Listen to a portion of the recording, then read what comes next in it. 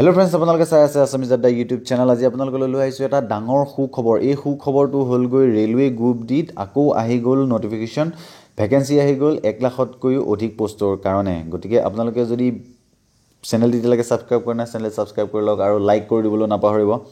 ঠিক আছে, তো আমি চাওঁগৈ ক'ত কিমান আপোনালোকৰ কাৰণে ভেকেঞ্চি আহিছে আৰু আমাৰ অসমত টোটেল কিমানটা ভেকেঞ্চি আছে, আপোনালোকৰ এপ্লাই কেতিয়াৰ পৰা কৰিব, গোটেইখিনি আমি ইয়াতে ডিছকাছ কৰিম।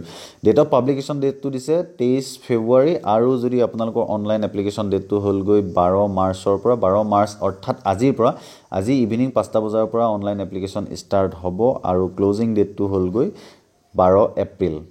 গতিকে আপোনালোকৰ কাৰণে এমাহ সময় দিছে, এমাহৰ ভিতৰত আপোনালোকে এপ্লাই কৰি দিব পাৰিব। আৰু অনলাইন যিটো আপোনালোকে পে'মেণ্টটো অনলাইনো আপোনালোকে কৰিব পাৰিব আৰু SBI চালান বা পোষ্ট অফিচৰ চালানৰ যোগেদিও আপোনালোকে কৰিব পাৰিব। আৰু আমাৰ সকলোতকৈ ডাঙৰ কুৱেশ্যনটো হ'লগৈ যে এক্সাম কেতিয়া হ'ব। যিটো CBT হ'ব, CBTটো হ'বগৈ আপোনালোকৰ কাৰণে এটা টেণ্টেটিভ টাইম দিছে, ডেট একদম স্পেচিফিকেলি কৈ দিয়া নাই। ছেপ্টেম্বৰৰ পৰা অক্টোবৰৰ ভিতৰত আপোনালোকৰ এক্সামটো হ'বগৈ। গতিকে যথেষ্ট টাইম দিছে, গতিকে আপোনালোকে এই টাইমখিনিৰ ভিতৰত পঢ়া শুনা কৰি থাকিব পাৰিব।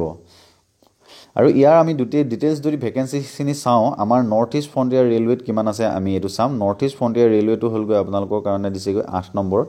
8 নম্বৰ দিছে নৰ্থ ইষ্ট ফ্ৰণ্টিয়াৰ ৰেলৱে। ইয়াত আপোনালোকৰ টোটেল পোষ্ট আছেগৈ 2894টা। 2894টা পোষ্ট কম নহয়, বহুত সংখ্যক পোষ্ট আছে।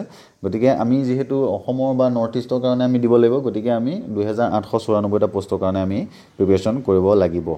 ইয়াৰ পিছত আহিলে জেনেৰেল ইনষ্ট্ৰাকশ্যন কিছুমান আপোনালোকক দিছে। এই ইনষ্ট্ৰাকশ্যনখিনি আপোনালোকে ৰেজিষ্ট্ৰেশ্যন বা ছাবমিশ্যন আপোনালোকে কেনেকৈ কৰিব, গোটেইখিনি প্ৰচেছখিনি ইয়াত লিখা আছে। আগতে অলৰেডি যিহেতু আপোনালোকে কৰিছে নিশ্চয় গম পাব, যিটো অফিচিয়েল ৱেবছাইটত গৈ পেলাই আপোনালোকে ক্লিক যদি অনলাইন কৰি দিয়ে, এপ্লাই অনলাইন ক্লিক কৰাৰ পিছত আপোনালোকে গোটেইখিনি থ'ৰলি আপোনালোকে গোটেইখিনি কৰিব পাৰিব। আৰু ইয়াত যিটো আপোনালোকৰ এলিজিবিলিটি ক্ৰাইটেৰিয়া হ'লগৈ, এলিজিবিলিটি ক্ৰাইটেৰিয়াটো হ'লগৈ ক্লাছ 10 পাছ হ'লেই হ'ব। ক্লাছ 10 যদি আপোনালোকে পাছ কৰিছে তেতিয়াহ'লে আপোনালোকে এপ্লাই কৰিব পাৰিব।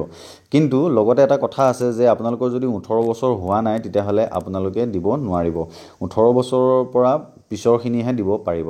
ঠিক আছে, গতিকে যিহেতু আমাৰ মেট্ৰিক পাছ কৰাৰ লগে লগে 18 বছৰ হৈ নাযায়, গতিকে যিসকলে এইবাৰ মেট্ৰিক দিছে বা মেট্ৰিক পাছ কৰি পেলাই হায়াৰ ছেকেণ্ডেৰী পঢ়ি আছে তেওঁলোকে নিশ্চয় নোৱাৰিব। গতিকে 18 বছৰ বয়স হ'ব লাগিব মিনিমাম, তাৰ পিছতহে তেওঁলোকে এপ্লাই কৰিব পাৰিব। গতিকে এই বস্তুটো আপোনালোকে অলপ ধ্যান দি ৰাখিব।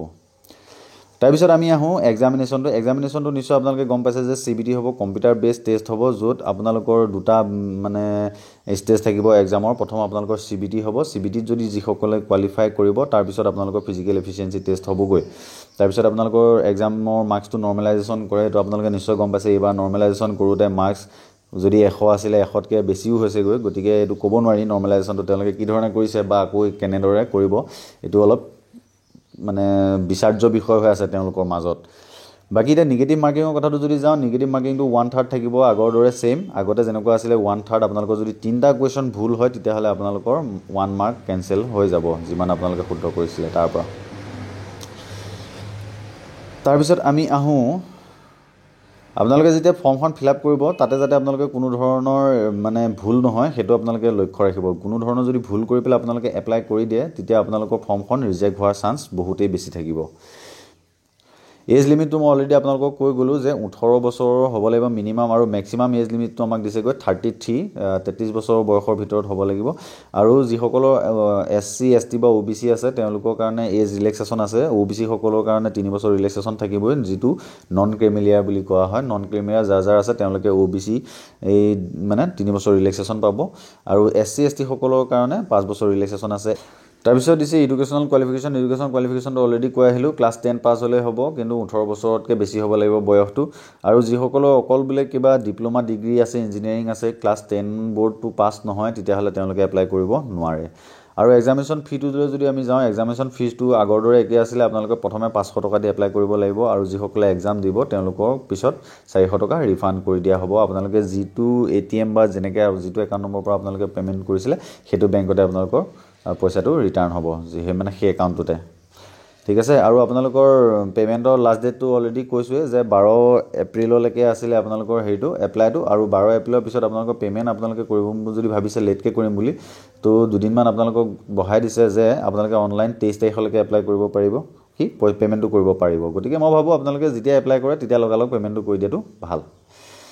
ঠিক আছে বন্ধুসকল, আৰু ইয়াত আপোনালোকৰ যিটো চিলেবাছটো আগৰ দৰে একেই থাকিব নিশ্চয়। আপোনালোকে গম পাইছে আগতে আগৰবাৰ যিটো এক্সাম হৈছিলে, সেইটো এক্সামত আপোনালোকৰ যিটো চিলেবাছ আছিলে, ইংলিছটোক বাদ দি পেলাই আপোনালোকৰ জেনেৰেল নলেজ আছিলে, ছায়েন্স আছিলে, তাৰপিছত মেথমেটিক্স আছিলে আৰু জেনেৰেল ইণ্টেলিজেঞ্চ বুলি এনেকৈ 4টা মানে ছেকশ্যন আছিলে। 4টা ছেকশ্যনত আপোনালোকৰ এক্সামটো হৈছিলে। গতিকে এইবাৰো তেনেকুৱাই হ'ব, ছেম টু ছেম।